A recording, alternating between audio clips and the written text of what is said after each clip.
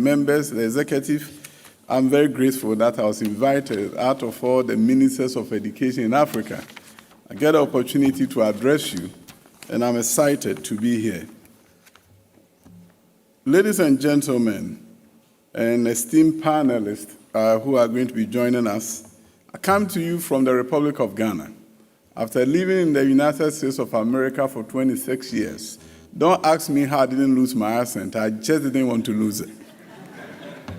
I wanted to sound African. I taught in America, high school, as a mathematics and computer science teacher.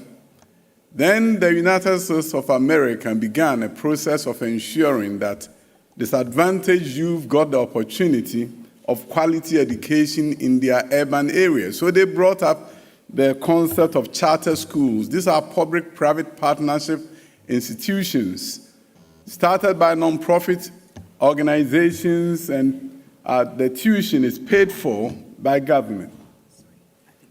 That's yours. Thank you. So you go into those schools in the urban areas of America, and they are offering you a better opportunity than your neighborhood public school, and parents didn't have to pay for anything. So after teaching for about 9 years, I just decided that if I could also be one of those who innovate in the education space in urban centers, something that would be very rewarding to me. I submitted a grant to the federal government, and I received $500,000 to begin the adventure of developing my first publicly funded charter school in the city of Los Angeles. It was a great adventure for an immigrant from Ghana. Decided that I would make a difference and that I would build schools that were better than the American public schools. A great challenge. But I began it. I went through public hearings, City Hall of Los Angeles, live on TV. People were watching me, looking at me and saying, where is that guy from? I was challenging the status quo that my schools be better than the public schools in the United States of America. I changed the graduation requirement for my students. I required that every student took a course in engineering in high school, and that they got immersed in STEM, because these were children coming from communities where they have never met an engineer. And I wanted them to have the opportunity in high school to meet one. So I began my school from junior high all the way from high to high school, changed the graduation requirement, required of them to come to schools on Saturdays, changed the status quo in such a way that at the end of their high school, I'll be able to send them to Harvard and Yale and to Stanford and to every university in the country, and the magic worked. Students began to come to me, parents lined up in front of my school, and they always told me, we want our children in your school because you're from Africa, and Africans are serious about education. They came in their numbers. My first school filled up. I moved to another side of town, built a second school. Then I moved on to another side of town, built a third school. Had about 200 workers that I paid every month. Then one day I heard that somebody was going to visit my school from Ghana. He happens to be the current president. At the time he was running for office and he had visited Los Angeles. He came to my school, saw the students, saw about 200 workers, and he said, how did you do this? And a Ghanaian coming to America to build schools for Americans, would you consider coming back to Ghana to help me change the education system? And I was saying to myself, you are not even president yet. and you are a politician. When you become president, you may even forget about the promise to Ghanaians of changing the education system. But he was able to convince me that for the first time in the history of Ghana, he was going to introduce free secondary education. Over 60 years of independence, and high school was not free. The poor ended their education at junior high school. He was able to assure me that he would do it. He would deliver on his promise. So I went home, discussed it with my family, and I decided that I also go back to Ghana and run for political office too as a member of parliament. And I went, and I won. And I went to parliament as a member of parliament. He made me the deputy minister for education. We embarked on an adventure for the transformation of the Ghanaian education system. He promised and he delivered. He brought about free secondary education. What it meant was that there will be no space. for all the students who wanted to go to school. I reminded myself of the study by the Brookings Institution that said that it was going to take 120 years for our schools in developing countries to catch up with those in the developed world. And I said to myself, then I have to learn something from the developed world that I've been part of. In Los Angeles, in 1994, they changed high schools from 3 to 4 years. Limited facilities were available. They turned to year-round schooling, which meant that they divide the whole school into 3 tracks. 2 of them are in school at a time, 1 is on vacation. We use the school buildings around the clock, and Los Angeles was able to implement a 4-year secondary education. So I went to the president, I told the president, I know something about how you're able to educate more students with limited facilities. He said, what is it? I said, it's called year-round education. I was one of the teachers who taught in the system in Los Angeles. We can bring it to Africa. We can bring it to Ghana. He said, go ahead and do it.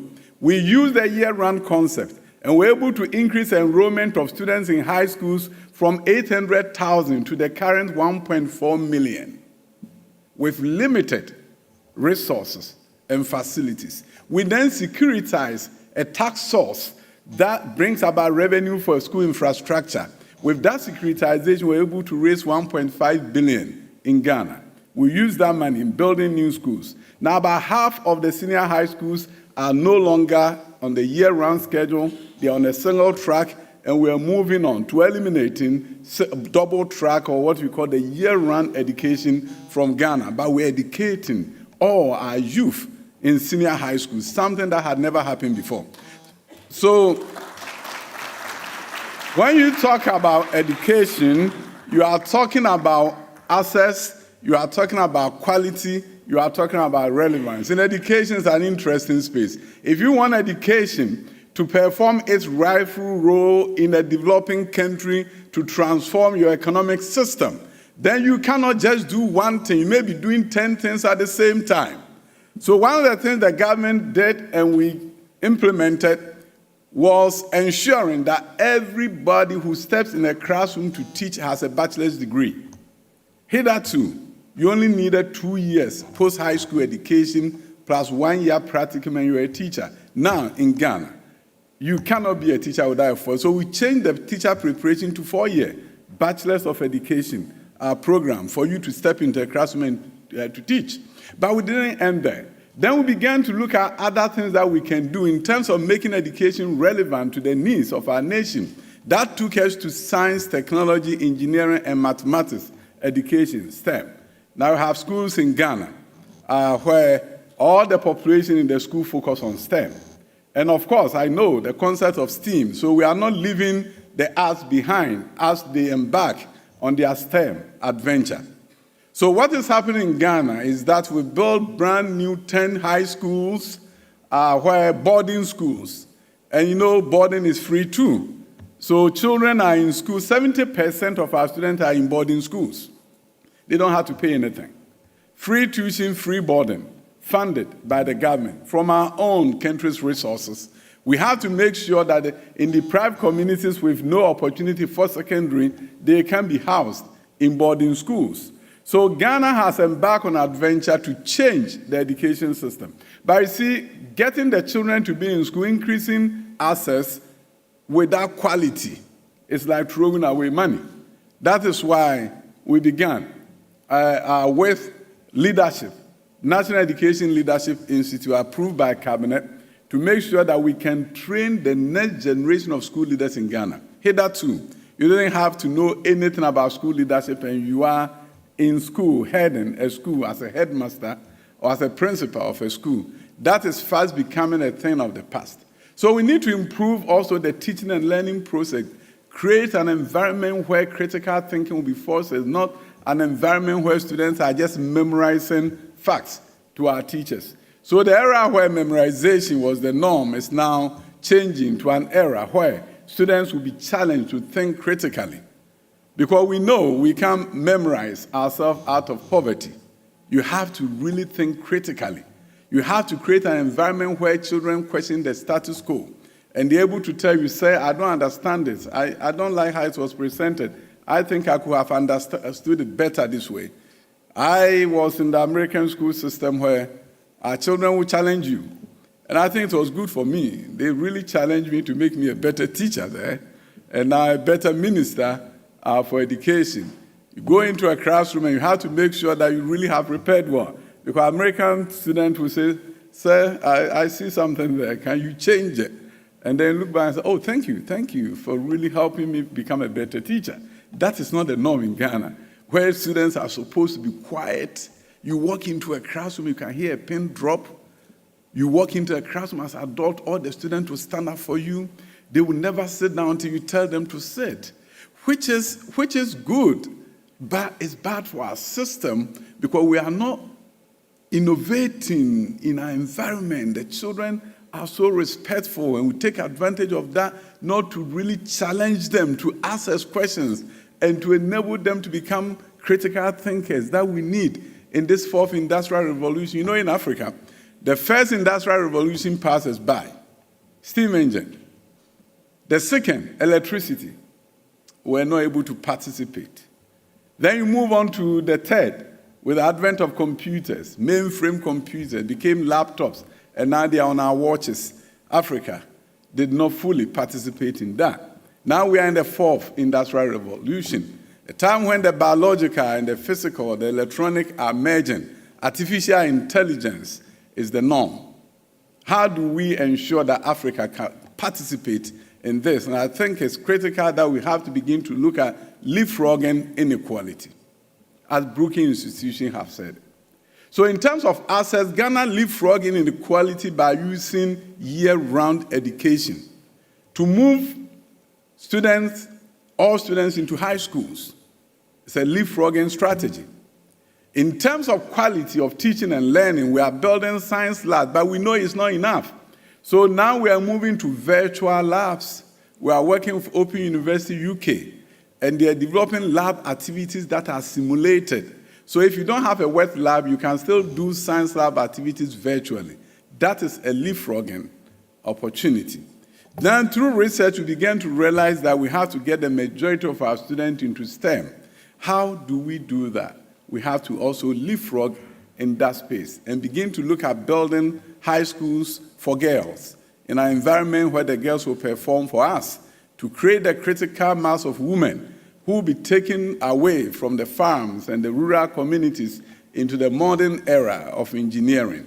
We are looking at aerospace and aviation as an area of specialization. We have a girls' school that have designed this drone that flies 1 mile square and come back to land in a beautiful town in Ghana. Things are shifting. I'm excited that the President of the Republic is so much focused on education and wants education to be the most transformative aspect of the lives of the Ghanaian. And we are making giant strides, but we need partners. We need individuals who will join so that we can even do more for our dear nation. I was walking through this university, Nova University, and I was so excited to see buildings here put up by various businesses and old students, and it's so exciting when we all come together to bring about transformation.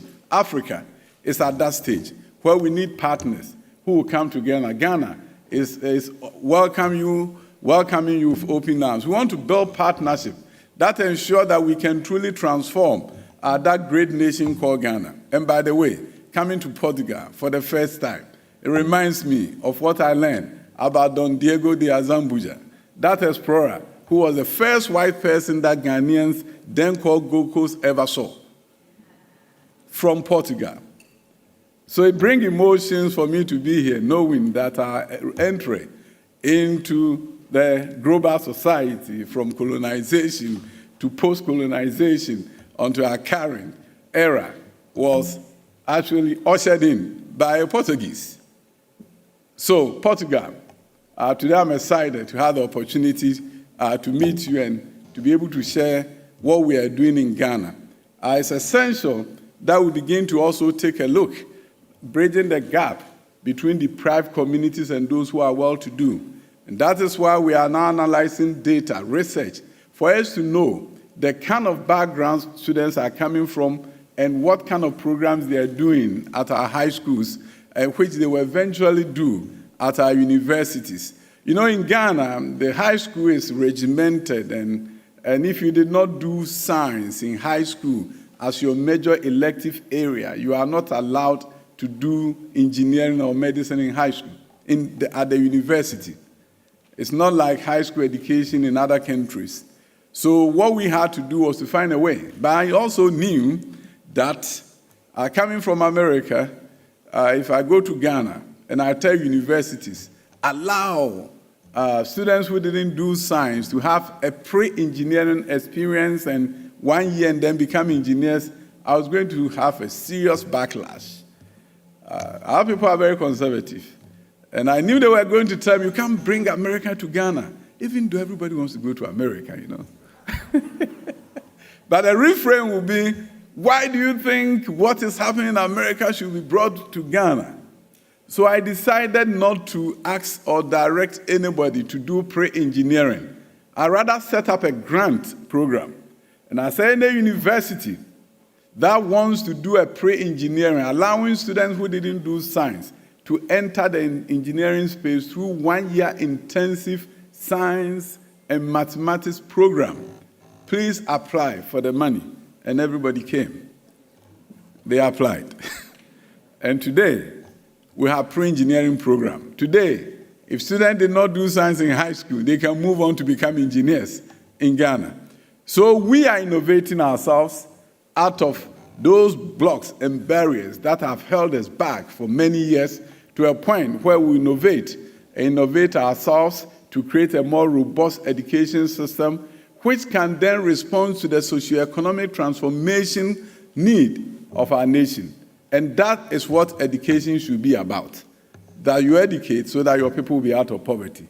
I believe that when we begin to believe in ourselves, when we begin to understand that everything is possible, everything works and becomes possible. If there was one thing I took away from America, it was the idea that everything is possible. That is what I got from America. In the United States of America, like Portugal, you believe to a large extent that everything is possible. That's why you innovate. That is why Don Diego de Azambuja explored and came to Ghana, because he believed everything was possible. So far as the education system enables us to think that everything is possible, everything will be possible in Ghana and in Africa. Thank you for your attention.